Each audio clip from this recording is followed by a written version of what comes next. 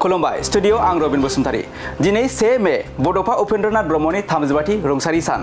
दिनै बड'फा उपेन्द्रनाथ ब्रह्मनि 35थि रुंसारि सानाव दिल्लीनि कैलाश कल'नियाव बर' हारिनि बिफा बड'फा उपेन्द्रनाथ ब्रह्मनि मुसुखा आरो लामा बेखेवनाय हाबाफारियावनो बाहागो लायो हादरनि नखर मन्त्रि अमित शाह आसामनि गिबि मन्त्रि हेमन्त बिश्व शर्मा लोगोसे दिल्लीनि गिबि मन्त्रि रेखा गुप्ता बिटिआरनि गाहाय मावफुं सोद्रोमा प्रमद बर'जों लोगोसे दुलाराय बर' फरायसा आफादनि आफादगिरि दिपेन बर' आरो गोबां दैदेनगिरिफोराबो बे हाबाफारियावनो बाहागो लानायखौ नुनो मोन्दों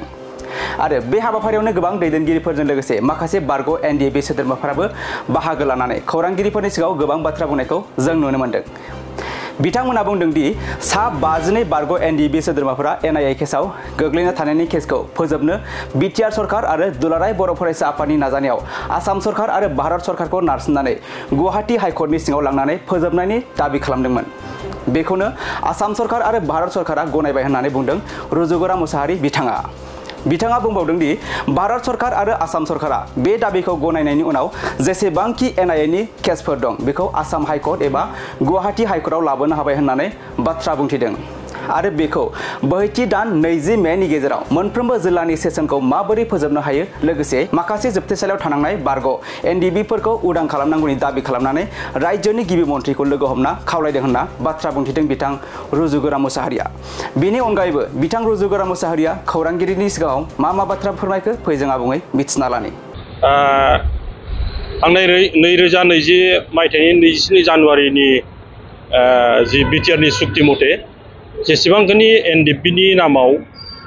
केसफोर दङ बेखौ उइथड्र खालामनायजों लोगोसे जायफ्रा दासिमहालागै एनआईएनि केस गासै 52 सा दङ एक्स एनडिएबिनि सोद्रोमाफोर बिथांमोना गुवाहाटीखौ लानानै गुबुन गुबुन जेलाव दिनै आसाम नाङैनो दङ आरो बेखौ जिहेतु एनआईएआ माने सेन्ट्रेल गभर्नमेन्टआ बेखौ लानानै फैदोंमोन आरो बेखौ बे सुक्तिनि आधार मथे केसखौ फोजोबनांगौनि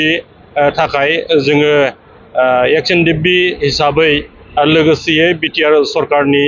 जाय खुंगिरि बिथांमोननि नाजानायजों आरो लोगोसे दुलाराय बर' फरायसा आफाद बिथांमोननिबो दङ बिथांमोननि नाजानायजों जों दिनै आसाम सरकारखौ नारसिननानै लोगोसे भारत सरकारखौ जोङो नारसिननानै बेखौ आसामाव लांनानै माने गुवाहाटी हाइकर्टनि सिङावनो लांनानै बेखौ मोनसे फोजोबनायनि प्रसेसआव एबा